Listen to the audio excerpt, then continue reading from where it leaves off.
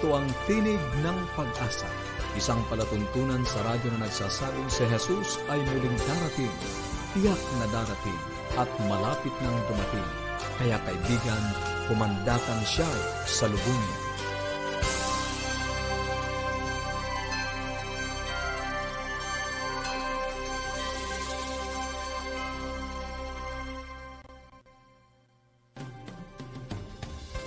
Maligaya at puno ng pag-asang pakikinig mga kaibigan. Kami ang inyong lingkod, Pastor Nel Carranza at Melo Anatem O. Nag-aanyaya na samahan po ninyo kami sa 30 minutong talakayan upang pag-usapan natin ang ating kalusugan, pagpapanatiling matatag ng ating mga sambahayan at higit sa lahat sa pagtuklas ng pag-asa na nagmumula sa salita ng Diyos. Dalangin namin na kayo po ay nasa mabuting kalagayan saan man kayo naroon at nasa pag-iingat ng ating puong may kapal. At patuloy kaming nag-aanyaya na kayo po ay makipag-ugnayan upang mapagkalooban po kayo ng mga aralin sa Biblia at ng mga aklat. I-text po ang inyong kompletong pangalan at address sa 0917-5643-777. Ulitin ko po, 0917-5643-777 at sa 0919-0001-777. Kung kayo naman po ay mga nasa ibang bansa, meron po kaming toll-free number. Maaari rin po kayong tumawag. Ano po? Sa 1-800-132-20196. Maaari din po kayong magpadala ng mensahe. Meron po kaming Facebook page. I-like nyo po ang aming Facebook page, facebook.com/AWR Luzon, Philippines. At pwede po kayong mag-email sa connect@adventist.ph. Magpapatuloy po tayo at ang ating tatalakayin ngayon sa Gabay sa Kalusugan, ipagpapatuloy natin ang ating pinasimulang salita, ang New Start, 8 mga prinsipyo ng malusog na pamumuhay, at sa pag-aaral ng salita ng Diyos ay ipagpapatuloy natin ang serye tungkol sa angel warfare o digmaan ng mga anghel. Ano po? At para po sa Gabay sa Kalusugan, ating pong tinatalakay ang New Start. Nasa letter N pa lang po tayo. Nang ibig sabihin ay nutrition. Sa nakaraan pong mga ilang araw, ating pong napag-usapan nga ang may kinalaman sa pagkain. Kahapon, tinalakay natin ang tungkol sa sobrang timbang o obesity. At naalaman po natin na kapag sobra ang timbang, pinabababa nito ang ating buhay. Pinatatanda tayo actually ng 9 years. Kita mo yan? So talagang napakahalaga na tayo ay tama ang timbang at malusog ang pangangatawan. Ngayon naman po, tatalakayin natin ang may kinalaman sa asukal o epekto ng asukal. Nako, Pastor Nair, napakasarap naman talaga ng sweet. Lalo na tayong dyan, ano? Yes, tayo mga Pilipino, meron tayong sweet tooth. Gusto natin lagi may dessert pagkakain. Pero, alam niyo po ba na ang sugar o asukal ay talagang pinahihina ang kakayanan ng ating white blood cells na puksain o labanan ang mga bacteria. Ano po ba yung white blood cells? Alam niyo po ba na tayo ay maraming mga white blood cells milyon sa ating katawan? Ang white blood cells, ito po yung parang sundalo ng ating katawan. Yes, pinakasundalo ng ating pangkatawan. Kaya kapag mababa ito, yung kakayanan niyang lumaban, tayo ay magiging prone sa lahat ng mga infeksyon sa pagkakasakit. Kaya po lalo sa panahon ngayon, magandang palakasin natin ang white blood cells o ating kalusugan.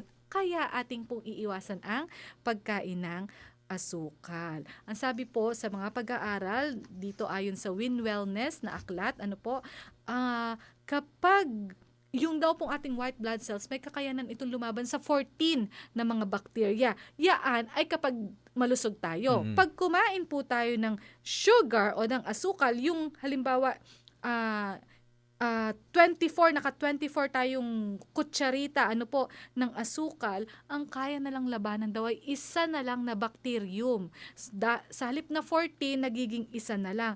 Minsan po, ang dami ng consumption natin, ng kinakain, ipinapasok sa ating katawan na asukal. Ang problema kasi, Melo, ay yung mga nakatagong asukal sa kinakain natin. Yes, Tama ka dyan, Pastor. Kagaya ng ano bang mga kinakain natin Siguro. o iniinom na mayaman sa asukal na hindi natin Ayan, ramdam. Ano ayan. po? Kagaya ng Soft drinks. soft drinks. Yan po ay number 1 sa pinakamaraming sugar content. Isa pa po yung mga juice. Akala natin Yung mga mga fruit naka-Tetra Pak, juices, ano? mga naka-Tetra Pak, nakalata. Yan din po ay maraming sugar content. And of course, coffee, at yung mga sweets, mga donuts, ano pang mga mayayaman sa asukal. Ano po?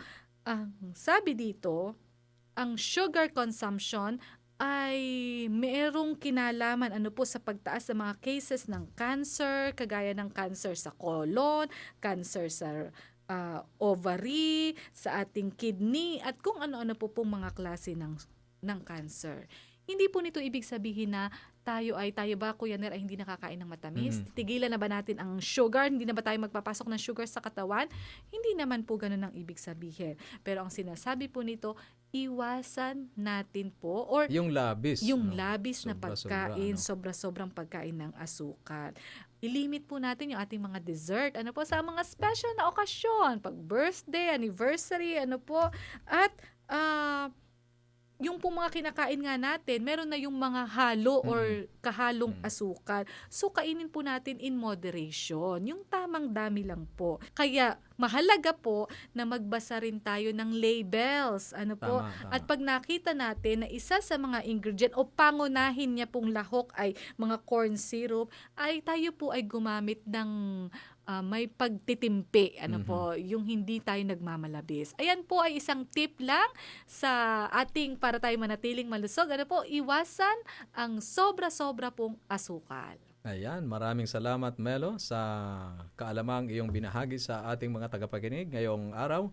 At magpapatuloy tayo sa atin pong palatuntunan. Kung mayroon po kayong mga katanungan o ano man ang nais ninyong iparating sa amin, makikita nyo sa screen ang ating mga numbers at babanggitin din ni Melo para po sa ating mga sumusubaybay sa radyo. Yes po, i-text ang inyong kumpletong pangalan at address sa 0917-5643777 or sa 0919-0001777. Pwede rin po kayong magbigay ng message, mag-send ng message sa aming Facebook account, facebook.com/AWR Luzon, Philippines, at email sa connect@adventist.ph.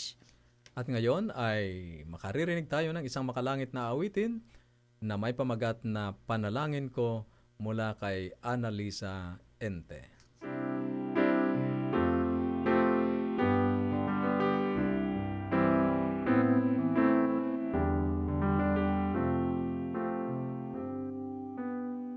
Tinatawagan ka, gabi at umaga.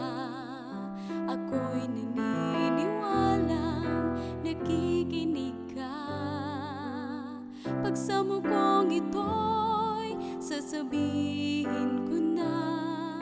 Hiling ng puso ko, sana'y matupad na. Panginoon, lumalapit ako, dumaraing na sana'y digin mo.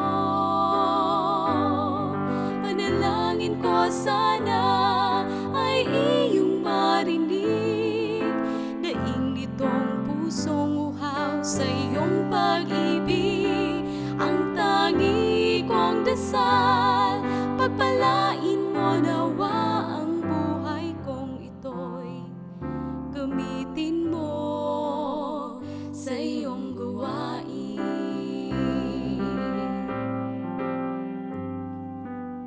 Ako'y nagtalaga ng aking sarili, binibigay ng tunay upang makapagsilbi. Ngunit minsan ako'y may alinlangan. Panginoong Jesus, ako'y iyong tulungan. Panginoon, lumalapit ako, dumaraing na sana'y digin mo. Panalangin ko sana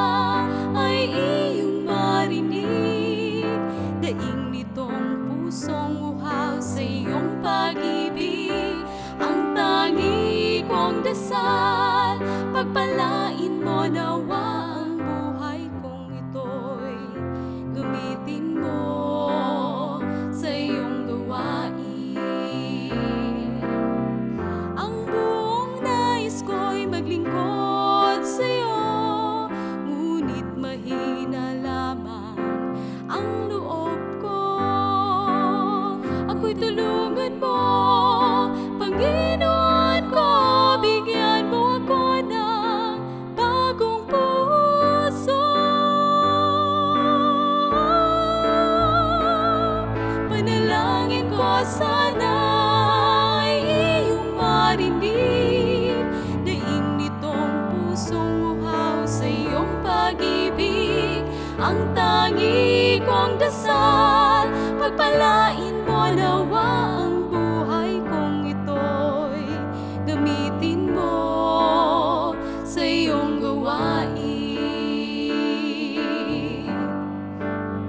Sa iyong gawain. Sa iyong gawain.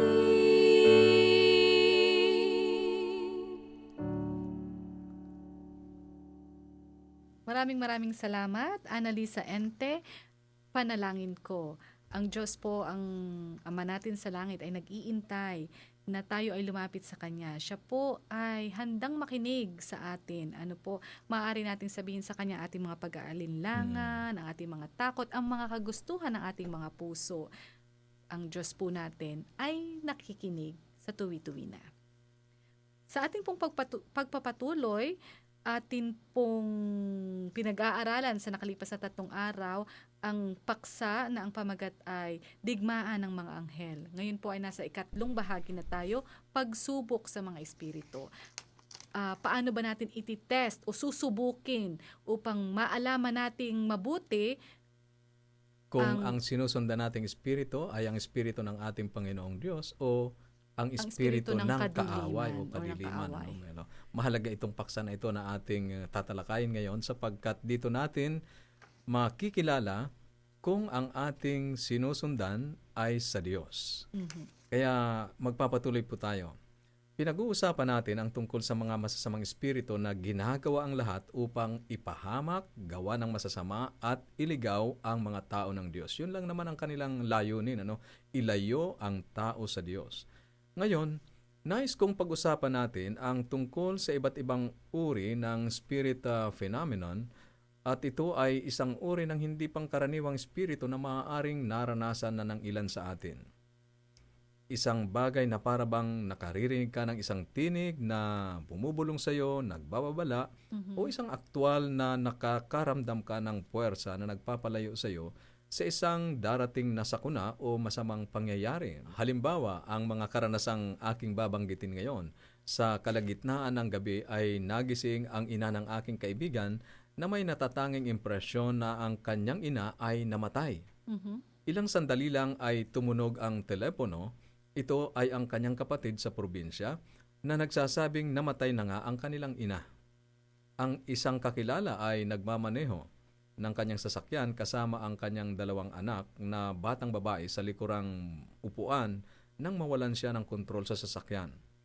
At natagpuan niya ang kanyang sarili na patungo sa isang konkretong barrier at tiyak kapag sumalpok doon ang kanilang sasakyan ay biglang kamatayan para sa kanila.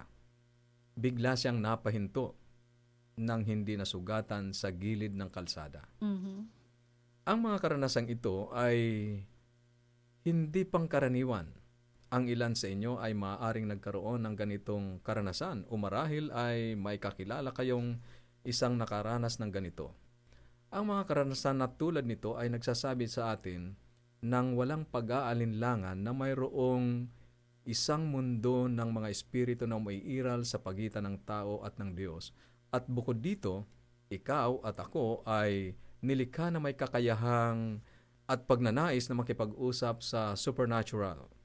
Iyon ang dahilan kung bakit napakarami ang naaakit sa isang uri ng supernatural phenomenon na kanilang naririnig ngayon. Katulad ng mga panggaway at pamamagitan. Ngunit binibigyan tayo ng babala ng Biblia sa bagay na yan. Sa unang sulat ni Juan, Kabanatang 4, Talatang 1, ay ganito ang ating mababasa.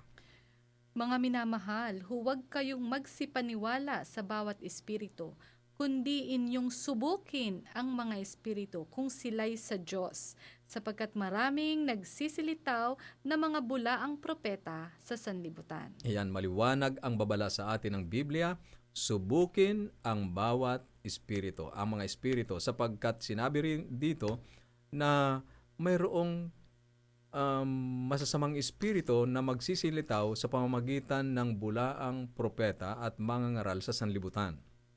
Pansinin ang ugnayan sa pagitan ng mga huwad na propeta at espiritu. Ang mga huwad na propeta ay binigyan ng kapangyarihan ng mga masasamang espiritu. Sinabi mismo ni Jesus sa mga huling araw ay maraming lilitaw na mga huwad na propeta at maraming bulaang Kristo ang sisikaping dayain ang mga tao, ang marami. At yan ay nakatala sa Mateo Kabanatang 24, Talatang 11. Sa unang Korinto, Kabanatang 12, itinalaw naman ni Apostol Pablo ang mga kaloob ng Espiritu, ang kakayahang makilala ang pagkakaiba sa pagitan ng mga Espiritu. Kaya't nababasa natin ang mga talatang tulad nito na nagsasabi sa atin ng walang pag-aalinlangan na talagang mayroong dalawang mundo ng Espiritu. Ang Espiritu ng kaaway ng ating Panginoong Diyos at ang banal na Espiritu at ang mga kapangyarihan ng anghel ng ating Panginoong Diyos. At bilang mga Kristiyano, dapat nating subukin ang mga espiritu. Sa unang Tesalonica, Kabanatang 5, Talatang 11 hanggang 21. Ito ang sinasabi, huwag ninyong patayin ang ningas ng espiritu. Huwag ninyong hamakin ang mga panghuhula. Subukin ninyo ang lahat ng mga bagay.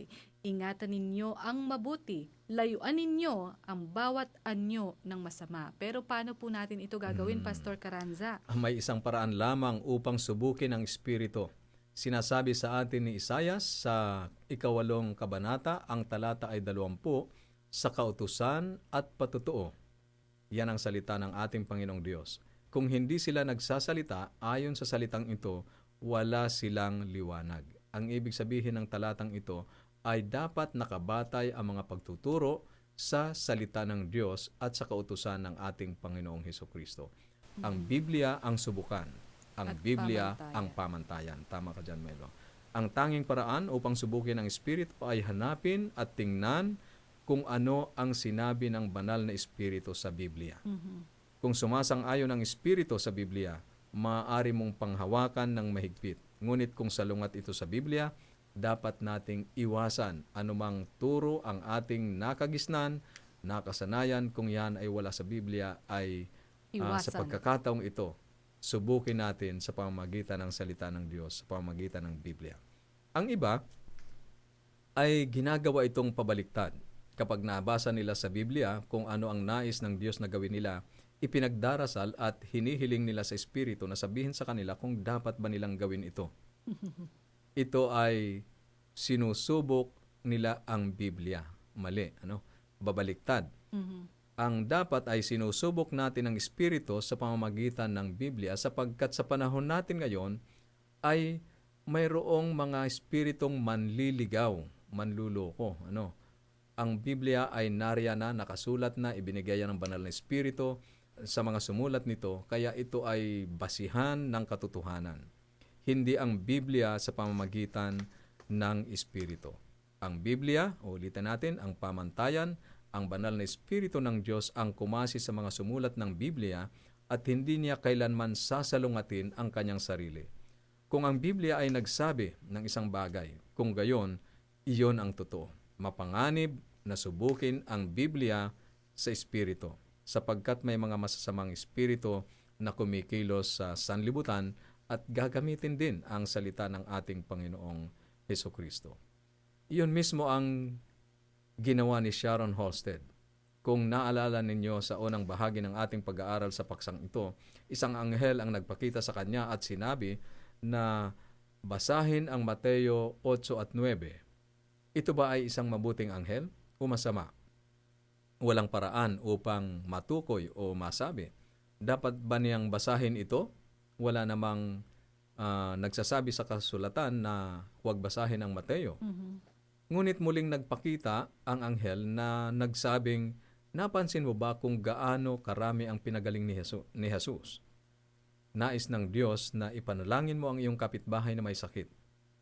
Hindi rin sinasabi ng Biblia na huwag manalangin para sa pagpapagaling. Sa halip ay sinasabi yan ng Biblia sa Santiago na kapag mayroong may sakit ay dalhin ang mga matatanda sa iglesia at ipanalangin.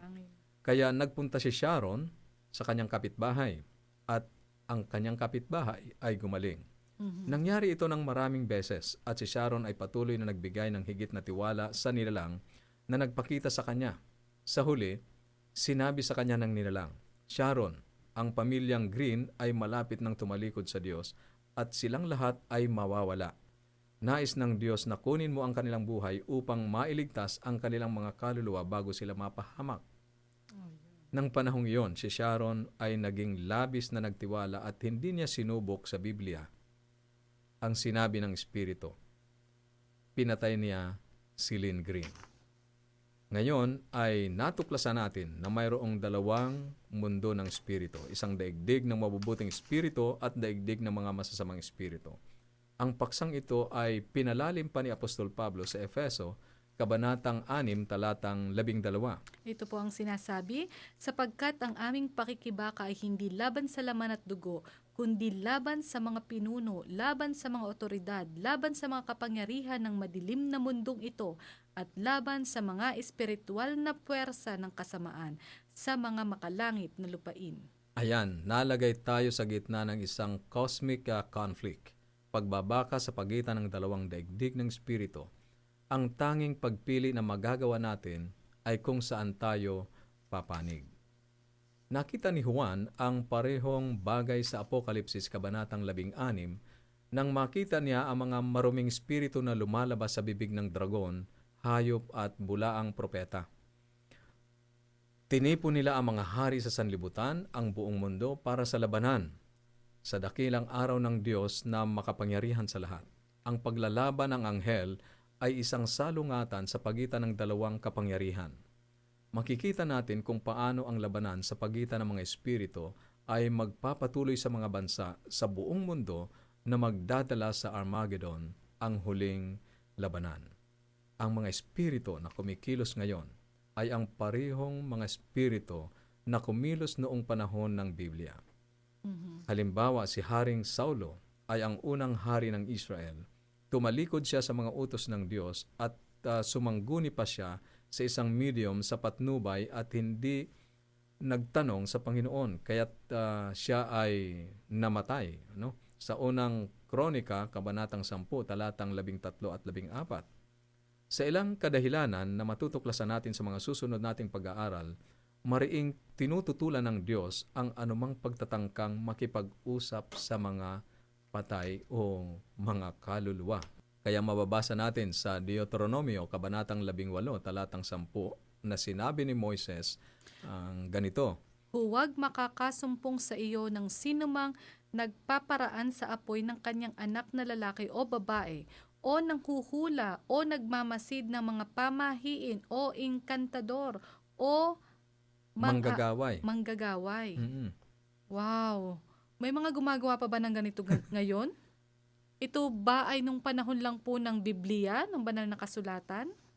Sa ibang marahil Melo, pero babalikan natin yan. Balikan muna natin ang sinasabi ng talata na huwag makakatagpo sa iyo ng sino mang nagsusunog sa apoy ng kanyang anak na lalaki o babae bilang isang handog, unang manghuhula o manggagaway o engkantador o mangkukulam, o gumagamit ng anting-anting o nagpapagamit sa masasamang espiritu o salamangkero o sumasangguni sa mga patay, sapagkat sino mang gumagawa ng mga bagay nito ay karumaldumal sa Panginoon. Yan ay mababasa natin sa parehong aklat, Deuteronomio, Kabanatang 18, talatang 10 hanggang 12. Pag-aaralan natin ang higit pa kung bakit ang channeling o pagiging tulay ng mga namatay ay kasuklam-suklam sa Diyos sa isa pang paksa na susunod sa ating mga pag-aaral. Ngunit may isang bagay na mas mahalaga ngayon. Ano ang mali sa pagbabasa ng iyong horoscope araw-araw? Ang sagot sa tanong na yan ay simple. Kapag ang mga tao ay umaasa sa mga bituin upang patnubayan Ang kanilang mga buhay. ang kanilang mga buhay, ay tinatalikuran nila ang Diyos na gumawa sa mga bituin at parang inaalis nila ang pagtitiwala sa magagawa ng Panginoon sa kanilang mga buhay. Hindi ka na kailangang pumunta sa mga bituin para sa payo. Ang sabi ng Diyos, maaari kang lumapit sa akin at bukod dito ang buong ideya ay batay sa maling pananaw na ang iyong kahihinatnan o kapalaran ay ayos na sa araw ng kapanganakan ayon sa posisyon ng mga bituin. Kaibigan, alam natin na ipinanganak tayo na makasalanan na may makasalanang puso, napapahamak at nakatakdang mamatay. Ngunit sa sandaling lumapit tayo sa ating Panginoong Yesukristo, tayo ay ipinapanganak na Amen. muli at ang kahihinatnan at ang ating kapalaran ay mababago sa kamay ng ating Panginoong Diyos. Sa paggawa ng banal na Espiritu sa ating mga buhay, gagawin tayong katulad ng ating Panginoon at maaangkop tayo doon sa lugar na Kanyang inihahanda para sa atin. Hindi mahalaga kung nasaan ang mga bituin. Ang mahalaga ay kung nasaan ang puso natin. Kaibigan, umaasa kami na nakita nating maliwanag ang pag-aaral na ito na mayroong dalawang kapangyarihan na nag-aagaw at naglalaban para sa atin. Ang kapangyarihan na nagdadala sa atin sa kapahamakan sa pangungunan ng kaaway ng ating Panginoong Diyos at ang kapangyarihan ng banal na Espiritu na magdadala sa atin papalapit sa ating Panginoong Diyos. Pwede natin yung malaman, Pastor Nair, sa pamamagitan ng banal na kasulatan. Amen. Susubukin natin. So, meron dalawang mundo. Ano po? Ang tanong, saan tayo papanig? Diyos. Tayo po ay manalangin. Mapagpala naming Ama, salamat po na ang banal na Espiritu ay inyo pong ipinadala upang siyang umakay sa amin, magpaalaala sa aming kalagayan at magdala sa amin sa paglapit sa inyo at lalong higit sa pagbabasa ng inyong banal na salita upang kami po ay magabayan sa aming mga paniniwala at pananampalataya. Tulungan niyo po ang aming mga tagapakinig sa oras na ito na sila man ay italaga ang kanilang mga sarili sa inyo sa pag-akay ng Santong Espiritu upang sila po ay maihanda sa malapit na pagbabalik ng aming Panginoong Hesus. Amen. Maraming salamat, Pastor Nair. Kung kayo po ay may katanungan sa ating pag-aaral sa araw na ito, or kung nais nyo pong mas lumalim ang inyo pong pag-aaral ng banal na kasulatan o makatanggap po ng mga aklat na aming pinamimigay, maaari po kayong tumawag o i-text po ang inyong kumpletong pangalan at address sa 0917-5643-777 at sa 0919-0001-777. Pwede nyo rin pong i-like ang aming Facebook page, facebook.com/AWR Luzon, Philippines, or mag-send ng email sa connect@adventist.ph. Muli, maraming salamat po sa inyong pagsubaybay. Baunin ninyo ang salita ng ating Panginoong Diyos sa Apokalipsis Kabanatang 22, Talatang 20. Ang nagpapatotoo sa mga bagay na ito ay nagsasabi, "Oo, darating ako." At habang inaantay natin ang kanyang pagdating, panghawakan natin ang kanyang salita sa Isaiah 59:1. Narito, ang kamay ng Panginoon ay hindi maikli na di makapagliligtas, ni hindi mahina ang kanyang pandinig na ito'y hindi makaririnig. Bukas po muli sa ating palatuntunan, Tinig ng Pag-asa dito sa Daisy XL 558.